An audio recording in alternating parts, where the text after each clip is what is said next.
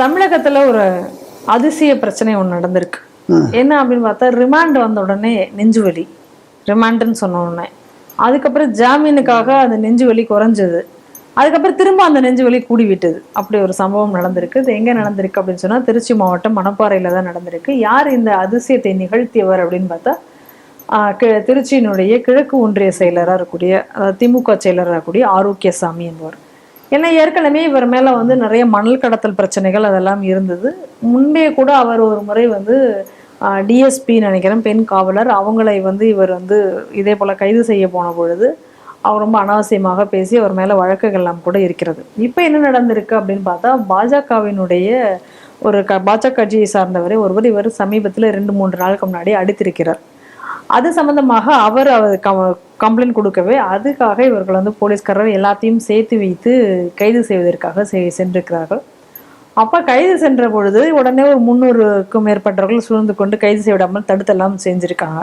அதையெல்லாம் மீறி காவல்துறையினர் கைது செய்து கொண்டு வரும் பொழுதுதான் இவர் உடல்நிலை சரியில்லை, நெஞ்சு வலி அப்படின்னு எல்லாம் சொல்லி மருத்துவமனையில் ஒரு சீனை போட்டிருக்கார். மேஜிஸ்ட்ரேட் அங்கே வந்து என்ன பிரச்சனை அப்படின்னு சொல்லிட்டு மேஜிஸ்ட்ரேட்டே அங்கே நேரம் வந்துட்டார் மருத்துவமனைக்கு. அப்போ வந்து அவர் கேட்கும்போது டாக்டர்கள் கிட்ட வந்து என்ன சொல்கிறாங்க, டாக்டர்கள் என்ன சொல்லியிருக்காங்க, இல்லை அவருக்கு எதுவும் பிரச்சனை இருக்க மாதிரி தெரியல, ஏன்னா அவர் பரிசோதனை செய்யவே விட மாட்டேங்கிறாரு, எதுவும் நாடகம் ஆடுகிறார் போல இருக்கு அப்படின்னு டாக்டர்கள் அவர்களிடத்துல தெரிவிக்கவே மேஜிஸ்ட்ரேட் என்ன சொல்லியிருக்காரு, உடல் நலம் சரியாக இருந்தால் மட்டும்தான் வந்து ரிமாண்ட் பண்ணிட்டு ஜாமீன் போட்டு தர முடியும் அப்படின்னு சொன்ன உடனே இவர் எனக்கு நெஞ்சு வலி இல்லை, எனக்கு வலி குறைஞ்சிருச்சு அப்படின்னு சொல்லிட்டு இப்போ சரியாயிடுச்சு அப்படின்னு சொல்லி வேகமாக இவர் மறுத்திருக்கார். உடனே ரொம்ப கடுப்பான மேஜிஸ்ட்ரேட் என்ன பண்ணிட்டாரு, அவருக்கு வந்து 15 நாள் ரிமாண்ட் போட்டு சைன் போட்டிருக்காரு. உடனே அது சொன்ன உடனே திரும்ப எனக்கு நெஞ்சு வலி வந்துருச்சுன்னு சொல்லிட்டு திரும்ப மருத்துவமனையில் அவர் வந்து இருக்கிறார். இன்னும் மருத்துவமனையில் தான் இருப்பதாக செய்தி வந்திருக்கிறது. பரவாயில்ல, அதாவது மன்னன் எவ்வழி அவ்வழி மக்கள்பாங்க.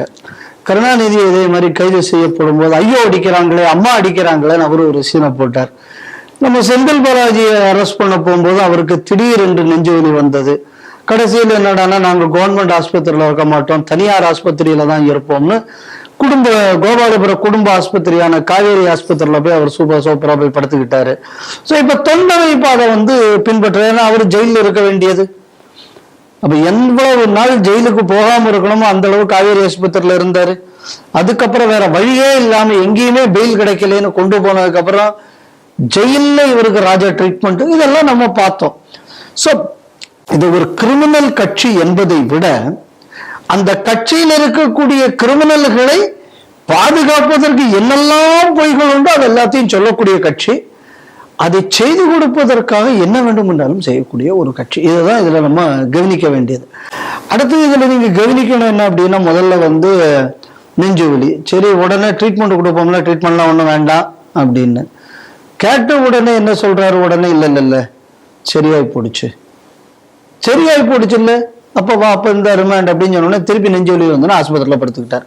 இப்போ நியாயத்துக்கு என்ன பண்ணியிருக்கணும், உடனே பிடிச்சு ஜெயில போட்டிருக்கணும். இவர் தான் இப்படி ஏற்கனவே இவர் நடிக்கிறாருன்னு தெரிஞ்சது இல்லை, அதுக்கப்புறம் ஏங்க இப்படி வச்சுக்கிட்டு இருக்கேன்னு உள்ள தூக்கி வச்சிருக்கணும். இது ஒரு நடக்கல. அப்ப எங்க இருந்து அழுத்தம் போயிருக்கு. இப்ப அப்போ ஒரு நீதிபதி ஒரு உத்தரவு கொடுத்தாலும் அந்த நீதிபதிக்குள்ள உத்தரவை நடைமுறைப்படுத்தாமல் பைபாஸ் செய்வதற்காக இன்னைக்கு வந்து டிபார்ட்மெண்ட்டுகள் வேலை செய்யக்கூடிய ஒரு மோசமான நிலை தமிழகத்தில் இருக்கிறதுங்கக்கூடியது இந்த காமெடியிலையும் நம்ம பார்க்கணும். இது விஷயம் காமெடி தான், அதில் வந்து மாற்று கருத்து கிடையாது. அடுத்தது இன்னொரு இதை கவனிக்கணும் அப்படின்னா, பதவி இல்லைன்னு சொன்னா எந்த திமுக காரனும் வீரங்கீரம் ஒரு மண்ணாங்கட்டி இந்த பயிலுக்கு கிடையாது. பதவி இருக்குங்கக்கூடிய ஒரு காரணத்தினாலதான் சொல்றானுங்க. பதவி இல்லைன்னு சொன்னா ஐயோ திருப்பி நெஞ்சு வலி பயப்பட தானே செய்யறான். அப்போ போலீஸ், ரெவென்யூ இந்த மாதிரியான அதிகாரிகள் ஆதரவு இருந்தால், ஆட்சி அதிகாரம் இருந்தால் இவர்கள், அதனால இயல்பாகவே இவர்கள் கோழைகள். கருணாநிதியிலிருந்து ஆரம்பிச்சு எல்லாருமே அப்படித்தான். அதிகாரம் இருந்தாச்சுன்னா இவங்க பேசக்கூடியதை பார்த்து நம்ம என்ன நினைக்கிறோம், ஓஹோ திமுக காரங்களும் ரொம்ப ஸ்ட்ராங்கான ஆளுகள். இந்த நம்ம வடிவேலு காமெடி மாதிரி பில்டிங் ஸ்ட்ராங்கு பேஸ்மெண்ட் வீக்கு அப்படிம்பா, அப்படி இல்லை. அதுக்கு உதாரணம் தான் இந்த திமுக கட்சி. அதனால இது கிரிமினல்களின் கட்சி, கோழைகளின் கட்சி, அரசு அதிகாரங்களை துஷ்பிரயோகம் செய்யும் கட்சி. இப்ப கூட பாருங்க, நீதிபதி கொடுத்ததுக்கு அப்புறம் கூட இன்னும் இந்த ஆள் அரெஸ்ட் ஆகல. ஒரு உதாரணத்துக்கு சொல்றேன், நம்ம தாம்பரம் கமிஷனரேட்டுக்குள்ள இந்து முன்னணியை சார்ந்த சந்தானம் அவர்கள் ஒரு வழக்கு தொடர்ந்திருந்தார், ஒரு நில அபகரிப்பு வழக்கு. இப்ப அதுல அதுல அந்த எவிக்ஷனுக்கு வர்றாங்க அபிஷியல்ஸ், அதை ஒரு திமுக காரன் தடுக்கிறான். அதை திமுக காரன் தடுத்த உடனே என்ன பண்றாங்க அப்படின்னு சொன்னான்னா, அவருக்கு மேல வழக்கு வருது. அந்த வழக்கில் அவர் கைது செய்யப்படவில்லை. அவர் பெயிலுக்கு அப்ளை பண்றாரு, கோர்ட்டு பெயில் கொடுக்கல.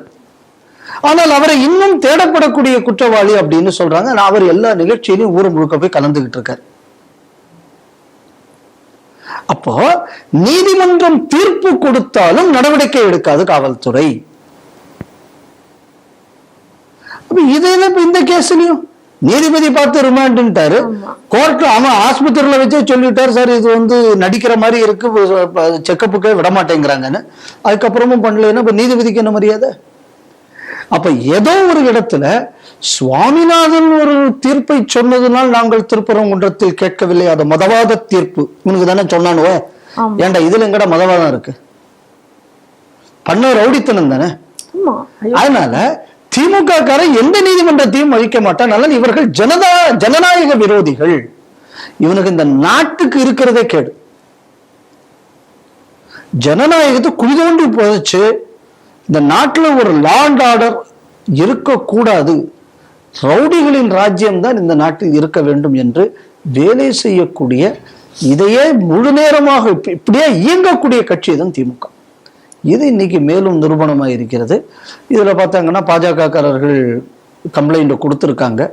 கொடுத்ததுனாலதான் இந்த எவ்வளவு பேர் கம்ப்ளைண்ட் கொடுக்காம இருந்திருப்பான். ஏன்னா இப்ப காவல்துறையே இப்படிதான் நடந்துகிட்டு இருக்கு. எவ்வளவு பேர் ரிஸ்க் எடுத்து கம்ப்ளைண்ட் கொடுப்பான்? நீ கம்ப்ளைண்ட் கொடுத்தவன போய் அடிப்பான். இப்ப ஜட்ஜே சொல்லிவிட்டாரு, மஜிஸ்ட்ரேட்டே சொல்லியாச்சு. அதுக்கப்புறம் கூட பண்றாங்க அப்படின்னா இந்த காவல்துறை எப்படி செயல்படும்? காரணம் என்ன? தேர்தல் முடிஞ்சாச்சு. இன்னும் பல இடங்கள்ல இப்போ காவலர்கள் பலர் விட்ரா பண்ண தொடங்கிட்டாங்க, அந்த எலெக்ஷனுக்காக வேண்டி போட்டிருக்கிற ஸ்பெஷல் ஃபோர்ஸ். ஸோ அப்போ அதுவரை கொஞ்சம் சட்டத்துக்கு பயந்துகேந்து வேலை நடந்தது. இப்ப அந்த பிடி தளர்ந்த உடனே மீண்டும் திமுக முருங்கமரம் ஏறிடுச்சா? இப்ப புரிஞ்சுதான் ஏன் இந்த தேர்தலில் எல்லா அதிகாரிகளையும் இவங்க நிறைய பேரை மாத்தினாங்க. இப்போ அப்பவும் நான் திருப்பியும் சொல்றேன், தேர்தல் அதிகாரம் ஒரு தப்பு பண்ணிச்சு. நான் முதல்லயே சொன்னேன், காப்பத்து முதல்வராக இவரை வைத்துக் கொண்டு நடந்தால் தேர்தல் ஒழுங்கா நடக்காது, டைரக்டா எலெக்ஷன் கமிஷன் தான் நடத்தணும்னு நம்ம சொன்னது சரிங்கக்கூடியதுக்கு இது மேலும் ஒரு சாட்சியாக நான் பார்க்கிறேன்.